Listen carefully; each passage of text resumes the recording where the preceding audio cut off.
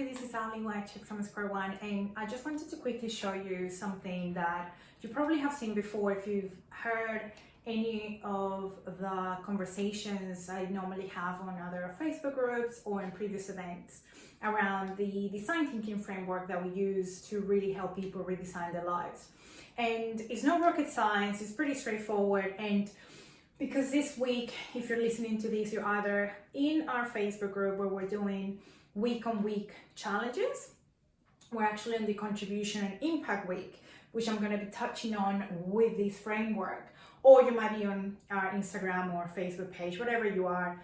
I just want you to take a look at how you can use this, not just on your contribution and impact live area, which is one of the 12 areas we use for live redesigning, but it's also the framework that you can utilize at any point in time in any life area, whether it's relationships, wealth, life purpose, career, health and well-being, you name it. So the framework is actually pretty straightforward. It's nothing too complicated, and you will get this pretty quickly. You probably do it, in fact, as an organic approach to your life. But what it is that we have 7 areas that really touch on how you can first, before jumping into action, actually step back and have a think. But a bias to action with a bias to action approach. And I explained that. When we look at life design, it's not about overthinking stuff, but it's really about gathering data, enough information. And what I call data is having live experiences, conversations, immersing yourself, doing the things that you imagine doing but you haven't done, because that's really actually going to allow you to understand if that idea that you've been playing up in your head can actually in fact be aligned with your values, aligned with the things you want to do over the next 3 months, 3 years, 30 years. But equally, it could also be that it could be something that is totally not aligned, that you don't want to do and you thought you wanted but you didn't. Or it could be kind of the thing you wanted but not 100%. And whether one of those 3 options happened, they're all equally good. Even when you fail with that experience, it means you learn something from that. So what we're trying to teach and talk is about really starting from data. So when we look at the initiation phase, it's really about, and I was actually doing this for a friend of mine that we were having a conversation earlier, so I might touch on this, I might not, but just focus on this one for now.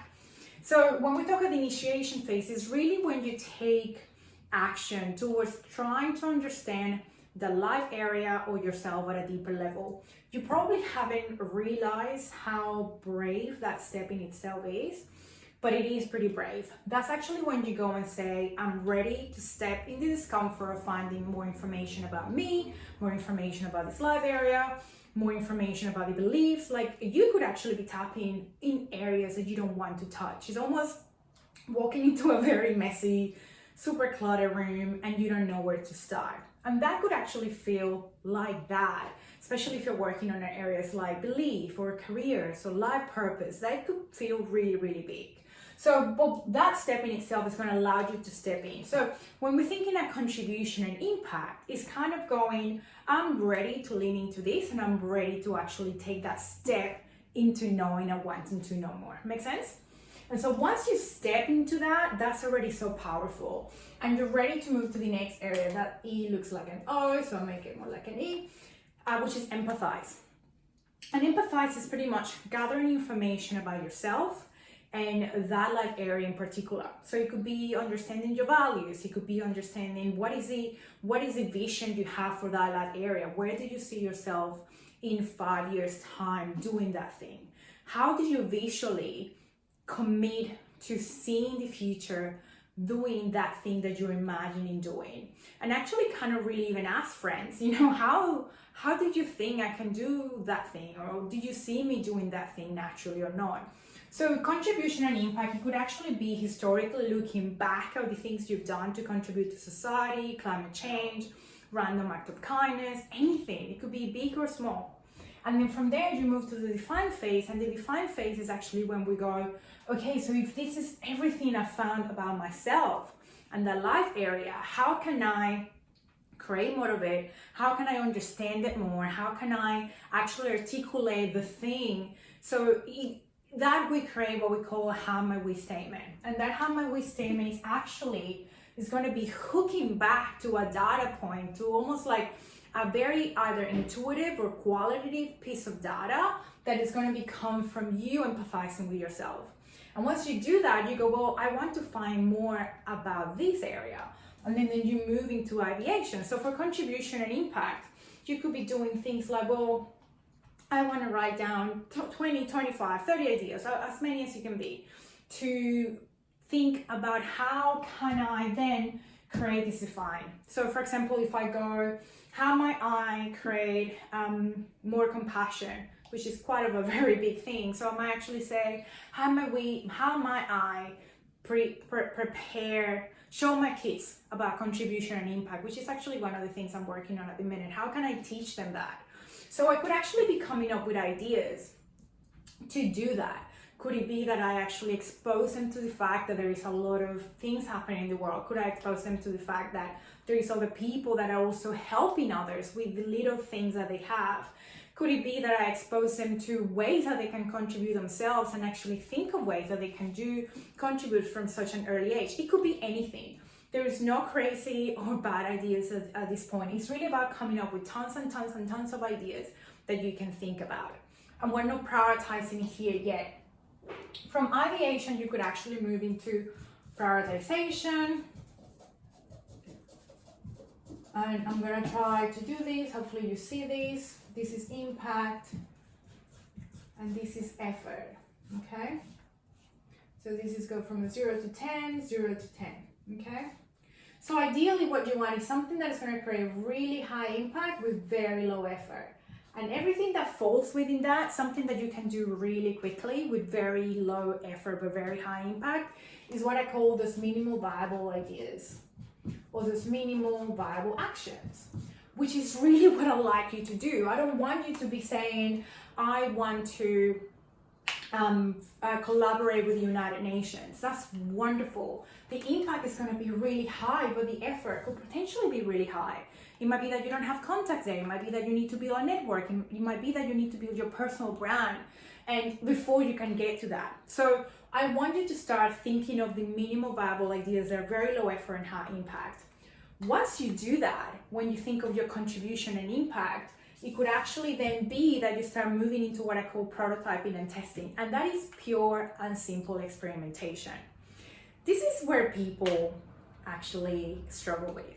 Because as you can see, this is not rocket science. This isn't anything complicated or, too difficult for people to grasp. Like, you can probably see that you do this in your life right now. The problem is that in your prototyping and testing phase, normally what we do is that we are in our brain, and so we're really keeping those loops of thoughts but zero action. So you're thinking about something, but you don't do anything, because actually moving from here, where I call you're here, to your idea, it feels like it's such a big leap that you don't move anywhere, because it just feels so big, right? This feels ginormous. So what I like you to think about when you think of prototyping and testing is that I want you to take that tiny little step. If you were to create even like a plan, if for those who are project managers, maybe you grasp this concept. When you have to create a plan and say, I need to launch a brand new website. Well, what are the steps you need to take before that website is in front of thousands of eyeballs out in the world? Well, that might be actually having a conversation with a developer. That might actually just picking up the phone and talk to other people that have launched a website similar to yours. It could be actually just gathering inspiration and ideas. See, so when you look at prototyping and testing, it's really about picking up one thing that you can experiment and run with. Because motivation comes from the doing, and the thinking comes from the doing. So when we're in our heads and we're thinking about doing something but don't do anything, we're not moving forward.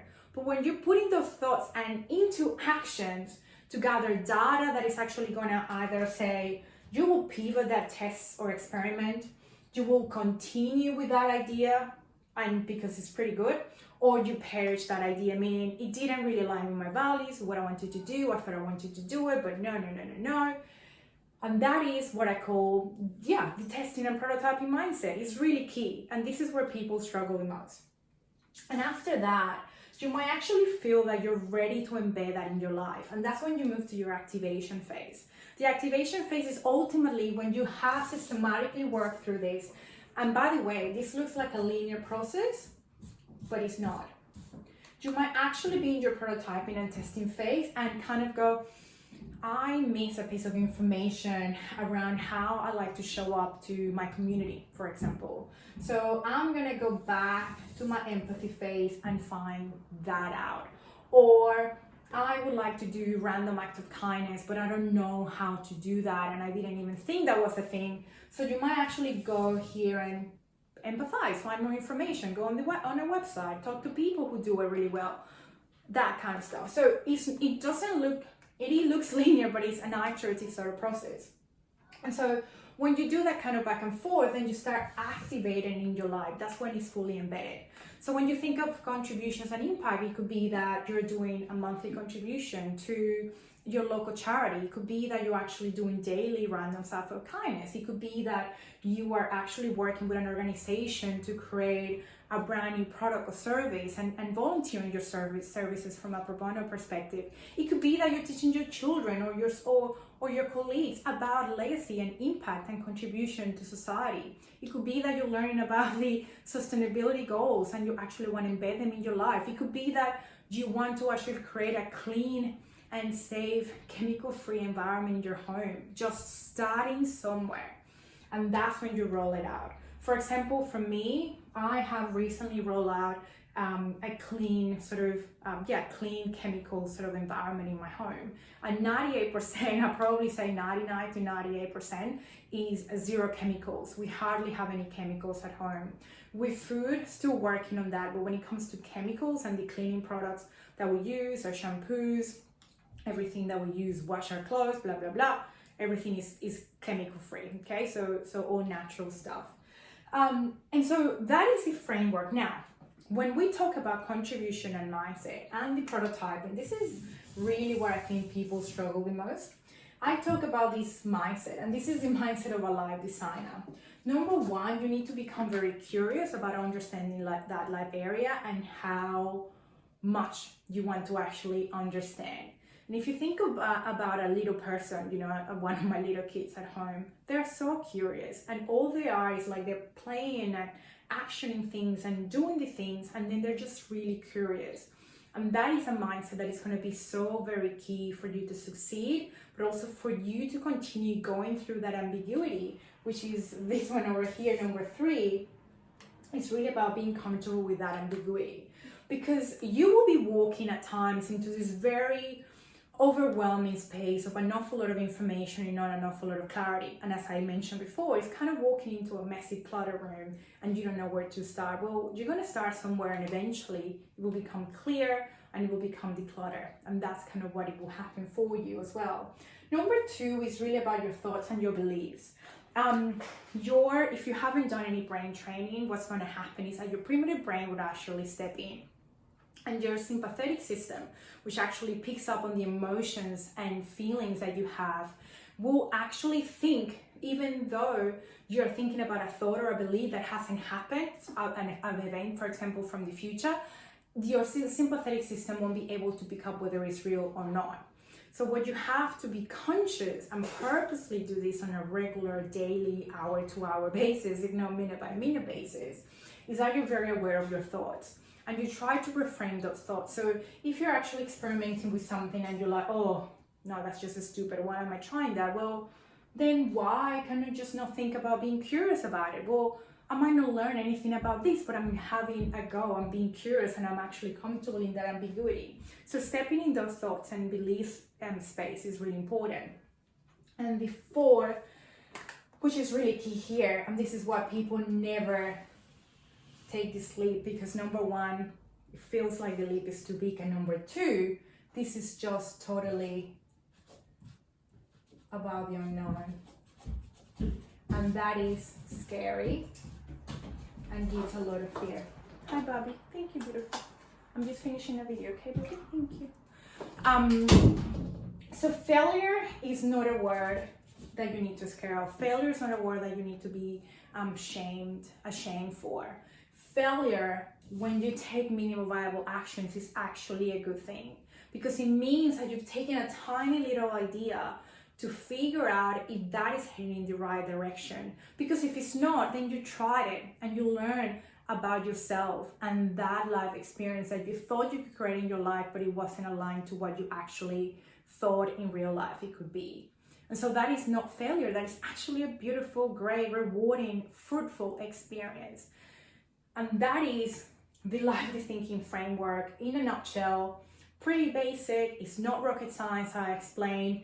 It's really about going through this process and going through the mindset. And that's what's going to be really key for you to understand what is the one thing you want to try and be committed to doing. Number 2, learn about that life area from within and outside. Number 3, define what is the thing in that life area you want to change, improve, or create. Number 4 is actually coming up with those ideas and then prioritize those ideas in effort and impact. Number 5 is really about thinking about how you can learn about those experiences, those ideas that you put together, and test them, create them, have conversations, have experiences, gather data to understand if those ideas will pivot, continue, or perish. And number 7 is about then embedding them in your life. So while I would like you to walk away today with not just the thought that you can use this framework at any point in any life area, but also to remind you that this mindset is paramount in you succeeding with your life and redesign efforts, whether it's your life contribution and impact, whether it's any other area in your life. And that is it for me. If you got any questions, let me know. Leave it in the comments. If you're on a Facebook page, Facebook group, Instagram, I would love to hear from you. And that is it for me. Love you lots. Bye.